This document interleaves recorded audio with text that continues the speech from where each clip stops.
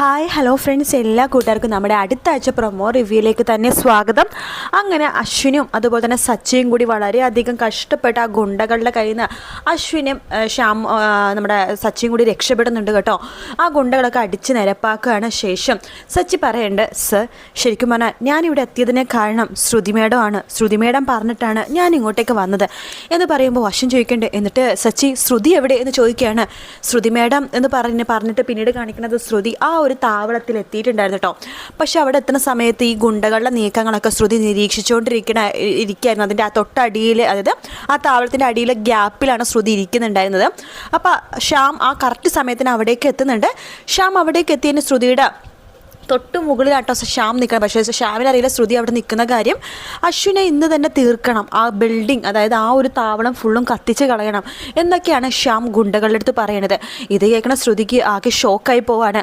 ശ്രുതി അവിടെ നിന്ന് വേഗം തന്നെ അശ്വിനെ രക്ഷപ്പെടുത്താൻ വേണ്ടി അവിടെ നിന്ന് പോണ സമയത്ത് ശ്യാം കറക്റ്റായിട്ട് ശ്രുതിയുടെ മുമ്പിലേക്ക് വരുന്നുണ്ട്. ശേഷം പറയുന്നുണ്ട്, നീ എന്നെ ചതിക്കായിരുന്നല്ലേടി, നീ എന്നെ പറ്റിക്കായിരുന്നു അല്ലേടി എന്ന് ചോദിക്കുമ്പോഴേക്കും അതെ, അപ്പം നിങ്ങൾ ചെയ്തതിൻ്റെ പേരെന്താ, ചതി എന്നല്ലേ? ഇത്രയും നാൾ അശ്വിൻ സാർ ചെയ്ത ഇത്രയും കഷ്ടപ്പെട്ട സംഭവങ്ങളൊക്കെ നിങ്ങൾ ഒറ്റയടിക്ക് നേടാൻ വേണ്ടി നിങ്ങൾ നോക്കിയില്ലേ, അതിൻ്റെ പേരെന്താ, ചതിയെന്നല്ലേ എന്ന് ചോദിക്കുകയാണ്. ശ്രുതി, നീ ഇത്ര ബുദ്ധിശാലിയായിട്ടുള്ളൊരു പെണ്ണാന്ന് അറിഞ്ഞിരുന്നെങ്കിൽ ഞാൻ നിന്നെ സ്നേഹിച്ചില്ലേ, അതിനേക്കാൾ ഇരട്ടിയായിട്ട് ഞാൻ നിന്നെ സ്നേഹിക്കുമായിരുന്നു. വാവ്, കൊള്ളാം ശ്രുതി, നിൻ്റെ ഈ സൗന്ദര്യത്തിന് പിറകിൽ ഇത്ര ബുദ്ധിയോ, എനിക്കിത് വിശ്വസിക്കാനേ പറ്റുന്നില്ല എന്ന് പറയാണ്. എന്തായാലും നിൻ്റെ അശ്വിൻ സാറാം ഇന്ന് ചാവോടി എന്ന് പറഞ്ഞിട്ട് ശ്രുതിയുടെ കഴുത്തിന് ഇങ്ങനെ കയറി പിടിക്കട്ടോ. ശ്രുതി ശ്യാമിനെ തള്ളിയിട്ട് അവിടെ നിന്ന് രക്ഷപ്പെടാൻ വേണ്ടി നോക്കുമ്പോൾ ശ്യാം തൊട്ടു പിന്നാലെ തന്നെ ശ്രുതിയുടെ പുറകെ തന്നെയുണ്ട്. അതേസമയം നമ്മുടെ അശ്വിനാണെന്നുണ്ടെങ്കിൽ തിരിച്ച് വീട്ടിലേക്ക് വരുന്ന ഭാഗമായിട്ട് പിന്നീട് കാണിക്കണത്. ശ്രുതി വീട്ടിലേക്ക് എത്തിയിട്ടുണ്ടാകും എന്ന് വിചാരിച്ചിട്ടാണ് അശ്വിൻ വീട്ടിലേക്ക് വരുന്നത്. പക്ഷേ ശ്രുതി എത്തിയിട്ടുണ്ടായിരുന്നില്ല. അതിനേക്കാളും പുറകെ, അത് അശ്വിൻ എത്തിക്കാനായിട്ടാണ് ശ്രുതി വീട്ടിലേക്ക് എത്തുന്നത്. അതിന് മുമ്പ് തന്നെ ശ്യാം അവിടെ എത്തിയിട്ടുണ്ടായിരുന്നു. ശ്യാം പറയുന്നുണ്ട്, എനിക്കിങ്ങനെ ഒരു ആക്സിഡൻറ്റ് പറ്റി, അതുകൊണ്ടിട്ടാണ് എൻ്റെ മുറിവൊക്കെ സംഭവിച്ചത്. ശ്രുതി എന്നെ സ്വന്തമാക്കാൻ നോക്കി അഞ്ജലി എന്നൊക്കെ പറഞ്ഞിട്ട് വളരെയധികം ഒരു പൊട്ട കഥ ഇങ്ങോട്ട് പറയാം കേട്ടോ ശ്യാം. അതായത് ഇല്ലാത്ത കഥ അങ്ങോട്ട് അഞ്ജലി അടുത്ത് പറയണം. അഞ്ജലി അത് വിശ്വസിക്കുന്നുണ്ട്. ഹിന്ദിയിലെ പോലെയല്ല ഇനിയുള്ള ഭാഗം, കുറച്ച് വ്യത്യാസമുണ്ട്. ഹിന്ദിയിലെ അഞ്ജലി ഇത്രക്കൊന്നും ശ്രുതിയെടുത്ത് ഹാർഷായിട്ട് പെരുമാറില്ല കേട്ടോ. ഇതിൽ ശ്രുതിനെ അഞ്ജലി വിശ്വസിക്കുന്നില്ല. തിരിച്ചു വരുന്ന ശ്രുതിയുടെ മുഖത്ത് നോക്കി തന്നെ അഞ്ജലി അടിക്കുന്നുണ്ട്. പക്ഷേ അശ്വിൻ അങ്ങനെയല്ല, അശ്വിൻ ശ്രുതിയുടെ കൂടെ തന്നെ നിൽക്കുന്നുണ്ട്. അതുകൊണ്ട് ശ്യാമിനെ അശ്വിൻ അടിച്ച് അതായത് കഴുത്തിനെ പിടിച്ച് പുറത്താക്കാൻ വേണ്ടി പോണ മുമ്പ് തന്നെ ഈ അഞ്ജലി എടുത്ത് ശ്രുതി സത്യങ്ങൾ പറയാൻ വേണ്ടി വരും കേട്ടോ. ഈ കാണിച്ചതിനൊക്കെ കാരണക്കാരൻ ഇയാളാണ്, ഈ ശ്യാമാധവാണ് എന്ന് പറയുമ്പോൾ ശ്രുതി, നിനക്കെന്താ വട്ടാണോ, ഭ്രാന്ത് പിടിച്ചോ, നിനക്ക് എന്നെ കിട്ടാതെയായപ്പോഴേക്കും ഭ്രാന്ത് പിടിച്ചോ ശ്രുതി എന്ന് ചോദിക്കുകയാണ്. നാണം കെട്ടവനെ, നിന്നെ കിട്ടാതെയായപ്പോൾ എനിക്ക് ഭ്രാന്ത് പിടിച്ചെന്നോ, നീ ഇല്ലാത്തത് പറയരുത് അഞ്ജലി ചേച്ചി, ഇയാൾ കള്ളനാണ് അഞ്ജലി ചേച്ചി, ഇയാളാണ് അശ്വിൻ സാറാമിനെ ലണ്ടനിൽ പോകാൻ നിന്ന് അശ്വിൻ സാറാമിനെ തട്ടിക്കൊണ്ട് പോയിട്ട് ഒളിവിൽ പാർപ്പിച്ചതൊക്കെ ഇയാളാണ് എന്ന് പറയുമ്പോൾ ഇതൊക്കെ കേട്ട് അശ്വിൻ അങ്ങനെ തന്നെ നിൽക്കുവാണ്. അപ്പോൾ അശ്വിനോട് ശ്യാം പറയുന്നുണ്ട്, അളിയൻ തന്നെ പറ, അളിയനെ ഞാനാണ് തട്ടിക്കൊണ്ട് പോയത്, ഇത്രയും ദിവസം അളിയൻ ഇവിടെ ഉണ്ടായിരുന്നില്ല, അളിയനെ തട്ടിക്കൊണ്ട് പോയ ഗുണ്ടകളുടെ മുഖമൊക്കെ അളിയന് നല്ല ഓർമ്മയുണ്ടല്ലോ, അളിയൻ ആ കൂട്ടത്തിൽ എപ്പോഴെങ്കിലും എന്നെ കണ്ടിരുന്നോ, പറ അളിയ, എപ്പോഴെങ്കിലും എന്നെ കണ്ടിരുന്നോ, എൻ്റെ സംസാരമെങ്കിലും അളിയൻ കേട്ടിരുന്നോ എന്നൊക്കെ ചോദിക്കുകയാണ്. അപ്പോൾ അശ്വിൻ ഇങ്ങനെ ആലോചിക്കുന്നുണ്ട്, ശരിയാ, ഇയാൾ അശ്വിൻ ഇതിനെ കണ്ടിട്ടില്ലല്ലോ, ഗുണ്ടകളുടെ കൂട്ടരുകൾ എപ്പോഴും മറന്നല്ലേ നിൽക്കണത്. അപ്പോൾ അശ്വിൻ കണ്ടിട്ടില്ല, പക്ഷേ അശ്വിനെ നല്ല വിശ്വാസമുണ്ട് ശ്രുതിന്. അതുകൊണ്ട് തന്നെ അശ്വിൻ ഒന്നും മിണ്ടാതെ നിൽക്കണം. ശ്യാം വീണ്ടും പറ അളിയ, അളിയൻ എപ്പോഴെങ്കിലും എന്നെ കണ്ടിരുന്നോ എന്ന് ചോദിക്കുകയാണ്. പറ അങ്ങനെ ഞാനാണത് ചെയ്തതെന്നുണ്ടെങ്കിൽ അളിയൻ എന്നെ എന്ത് വേണം ചെയ്തോ, പക്ഷേ എനിക്ക് തെളിവ് വേണം, ഞാനാണത് ചെയ്തതെന്ന് ശ്രുതി എന്നെ തെളിയിക്കണം എന്ന് പറയാണ്. ശ്രുതി പറയുന്നുണ്ട്, ശരി ഞാൻ തെളിയിക്കാം, എൻ്റെ കയ്യിൽ തെളിവെല്ലാം ഉണ്ട്. ഇയാൾ അശ്വിൻ സാറാമിൻ്റെ സ്വത്തുക്കളൊക്കെ തട്ടിയെടുത്തതിൻ്റെ തെളിവൊക്കെ തന്നെ ലാപ്ടോപ്പിലെ പെൻഡ്രൈവിലുണ്ട്, എല്ലാം ഞാൻ നോക്കിയെടുത്തിട്ടുണ്ട്. എനിക്ക് ചേട്ടനല്ല അറിയാം, എനിക്ക് ചേട്ടാ പറ, എനിക്ക് ചേട്ടാ സത്യങ്ങളൊക്കെ ഇവരോട് പറ എന്ന് പറയണം. എനിക്ക് പറയണ്ട, അതേ അഞ്ജലി ചേച്ചി, ഈ ശ്യാം മാധവ് കള്ളനാണ്, ഈ ശ്യാം ബ്രോ പേരും കള്ളനാണ്, ഇയാൾ അശ്വിൻ ബ്രോയുടെ സ്വത്തുക്കളൊക്കെ വിൽപ്പത്രത്തിലാക്കിയിട്ട് പെട്ടിയിലാക്കി മടക്കി വെച്ചിരിക്കുകയായിരുന്നു. അതുമാത്രമല്ല ചേച്ചിനെ ഡിവോഴ്സ് ചെയ്യാൻ നിന്നു. പിന്നെ ചേച്ചി ഇപ്പോൾ ശ്രുതിനെ തെറ്റിദ്ധരിച്ചല്ലോ, ശ്രുതിയുടെ മുഖത്തടിച്ചല്ലോ, പുറത്താ ചേച്ചി ശ്രുതിയുടെ മുഖത്തടിച്ചത്. ശ്രുതി ശ്യാമിൻ്റെ അടുത്ത് അങ്ങനെയൊക്കെ പറഞ്ഞിട്ടുണ്ട്, ശരിയാണ്, ചേച്ചിനെ ഡിവോഴ്സ് ചെയ്യണമെന്നൊക്കെ ശ്രുതി പറഞ്ഞു. അത് ഞാനും കൂടി പറഞ്ഞിട്ടാണ് ശ്രുതി അങ്ങനെ അഭിനയിച്ചത്, അല്ലെങ്കിൽ ശ്യാമിനെ വരുതിയിൽ വരുത്താൻ ഞങ്ങളെ കൊണ്ട് ആവില്ലായിരുന്നു.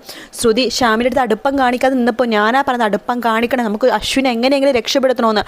അങ്ങനെ ശ്രുതി ശ്യാമിനോട് അടുപ്പം കാണിച്ചു. ശ്യാമിനെ നേരത്തെ തന്നെ ശ്രുതിനെ പരിചയം ഉണ്ടായിരുന്നു. ശ്രുതിനെ സ്വന്തമാക്കാൻ വേണ്ടിയിട്ടാണ് ശ്യാം ശ്രുതിയുടെ അമ്മയുടെ വീടിൻ്റെ മോള് വശത്ത് ഒരു പെയിൻ ഗസ്റ്റ് ആയിട്ട് നിന്ന് ശ്രുതിയുടെ എൻഗേജ്മെൻറ്റ് വരെ ചെയ്തതാണ് ഈ ശ്യാം മാധവ്. എന്നിട്ട് ശ്രുതിക്കാണെങ്കിൽ ശ്യാമിനെ കണ്ണെടുത്താൽ കണ്ടുകൂടായിരുന്നു. പക്ഷേ ഈ ഒരു കാര്യത്തിൽ ശ്രുതിക്ക് ശ്യാമിൻ്റെ വിശ്വാസം വേണമായിരുന്നു. അതിനെയാണ് ശ്യാമിനായിട്ട് കുറച്ച് അടുക്കുന്ന പോലെ ശ്രുതി കാണിച്ചത്. അതുകൊണ്ട് തന്നെയാണ് ശ്യാമിൻ്റെ മാലയുടെ ലോക്കറ്റ് ശ്രുതി കരസ്ഥമാക്കിയത്. അങ്ങനെ കുറേ കാര്യങ്ങളൊക്കെ പറയാണ്. പക്ഷെ അതൊന്നും അഞ്ജലി വിശ്വസിക്കുന്നില്ല. അപ്പോൾ പ്രീതി അങ്ങോട്ടേക്ക് വരുന്നുണ്ട്. ചേച്ചി, ഇവർ പറഞ്ഞതൊക്കെ സത്യമാണ് ചേച്ചി. ഈ ശ്യാം മാധവ് തന്നെയാണ് മുമ്പ് ഞങ്ങൾ പറഞ്ഞിട്ടില്ലേ, ശ്രുതിയുടെ വിവാഹ നിശ്ചയം കഴിഞ്ഞു, ശ്യാം എന്ന പേരുടെ ഒരാളുടെ വിവാഹ നിശ്ചയം കഴിഞ്ഞു. ആ ശ്യാം ഈ ശ്യാമാണ്. പക്ഷെ ഞങ്ങൾക്ക് അറിയില്ലായിരുന്നു അത് അഞ്ജലി ചേച്ചിയുടെ ഭർത്താവാണെന്ന് ഞങ്ങൾക്ക് അറിയില്ലായിരുന്നു. ശേഷം ഞങ്ങൾ ഇവിടെ ഈ കല്യാണത്തിന്, അതായത് എൻ്റെയും ആകാശിൻ്റെ കല്യാണത്തിൻ്റെ ആ ഒരു തലേ ദിവസമാണ് ഈ ശ്യാമാണെന്ന് അറിഞ്ഞത്. ശ്രുതി പലപ്പോഴും ചേച്ചിയുടെ ഭർത്താവിനെ കാണാൻ വേണ്ടി വന്നപ്പോഴൊക്കെ ചേച്ചി ആലോചിച്ച് നോക്ക്, എപ്പോഴെങ്കിലും ഇയാൾ മുഖം തന്നിട്ടുണ്ടോ? ഒഴിഞ്ഞു മാറുകയല്ലേ ചെയ്തത്.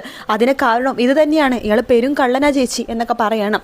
അപ്പോഴൊന്നും അഞ്ജലി ഇങ്ങനെ വിശ്വസിക്കണോ വേണ്ടയോ എന്ന രീതിയിൽ ഇങ്ങനെ സ്റ്റക്കായിട്ട് ഇങ്ങനെ നിൽക്കുക കേട്ടോ. പക്ഷേ ശ്രുതിയുടെ ഇങ്ങനെ അശ്വിൻ ഇങ്ങനെ സൂക്ഷിച്ച് നോക്കുന്നുണ്ട്. എന്നിട്ട് ശ്യാമിനെ സൂക്ഷിച്ച് നോക്കുന്നുണ്ട്. അപ്പോൾ ശ്രുതിക്ക് വേറെ ടെൻഷൻ ആവാട്ടെ, ഈശ്വര എന്നെ എങ്ങാനും വിശ്വസിക്കില്ല, ഇത്രയും കഷ്ടപ്പെട്ട് അശ്വിൻ സാർ എന്നെ വിശ്വസിക്കില്ല എന്ന് വെച്ചിട്ട് ശ്രുതിക്ക് ആകെ വിഷമമാവാണ്. ശ്യാം വീണ്ടും പറയാണ്, അളിയ സത്യമായിട്ട് അളിയ ഞാനൊന്നും ചെയ്തിട്ടില്ല, അളിയ ഞാനൊരു തെറ്റും ചെയ്തിട്ടില്ല, അളിയനെ ഞാൻ അങ്ങനെ കൊലക്ക് കൊടുക്കും അളിയ, എന്തിനാളിയ ഞാൻ ഈ സ്വത്തുക്കളൊക്കെ കാണുന്നത്? എൻ്റെ ഏറ്റവും വലിയ സ്വത്ത് ഇവിടുത്തെ രാജകുമാരിയായിട്ടുള്ള അളിയൻ്റെ പെങ്ങളല്ലേ എൻ്റെ ഏറ്റവും വലിയ സ്വത്ത് എന്നൊക്കെ പറയാണ്. പെട്ടെന്ന് തന്നെ ശ്യാമിൻ്റെ മുഖത്ത് നോക്കി ഒരു ഒറ്റ അടി വെച്ച് കൊടുക്കുകയാണ് അശ്വിൻ. ശേഷം, എടോ താൻ എന്നെ ഞാൻ കണ്ടിട്ടൊന്നുമില്ല, പക്ഷേ എനിക്ക് എൻ്റെ ശ്രുതിനെ വിശ്വാസമാണ്. താൻ എൻ്റെ ചേച്ചിയുടെ ജീവിതം തൊലച്ചു, അതിനാണ് ഞാൻ ഇപ്പം ഈ അടി തന്നത് എന്ന് പറഞ്ഞിട്ട് ശ്യാമിൻ്റെ മറ്റേ കവിളത്തും ഒരു അടി കൊടുക്കുകയാണ്. ഇതെൻ്റെ ഭാര്യനെ താൻ കഷ്ടപ്പെടുത്തിയതിന്, ശ്രുതിനെ ഞാൻ ഒരു പ്രാവശ്യമെങ്കിലും വിശ്വസിച്ചെങ്കിൽ ഈ കാര്യങ്ങൾ ഇവിടെ വരെ എത്തില്ല എന്ന്. അവളുടെ പലവട്ടം സത്യങ്ങൾ പറയാൻ വേണ്ടി ഒരുങ്ങിയപ്പോഴൊക്കെ അവളെ ഞാൻ തടഞ്ഞിട്ടേ ഉള്ളൂ. അവളെ വിശ്വസിക്കാൻ ഞാൻ ഒരിക്കൽ പോലും കൂട്ടു നിന്നിട്ടില്ല. എന്നിട്ട് ഞാൻ അവളെ എൻ്റെ ജീവൻ രക്ഷിക്കാൻ വേണ്ടി ഇത്ര കഷ്ടപ്പെട്ടു വന്നു. ഇവളെ ഞാൻ ഒരിക്കലും ഇനി കൈവിടില്ല. എൻ്റെ ചേച്ചീനും ഈ വീട്ടിൽ നിന്ന് ഇറങ്ങിപ്പോണ്ടത് താനാടോ, ഇറങ്ങിപ്പോടോ ഈ വീട്ടിൽ നിന്ന് എന്ന് പറഞ്ഞിട്ട് ശ്യാമിൻ്റെ കഴുത്തിനെ പിടിച്ച് പുറത്താക്കാണ്.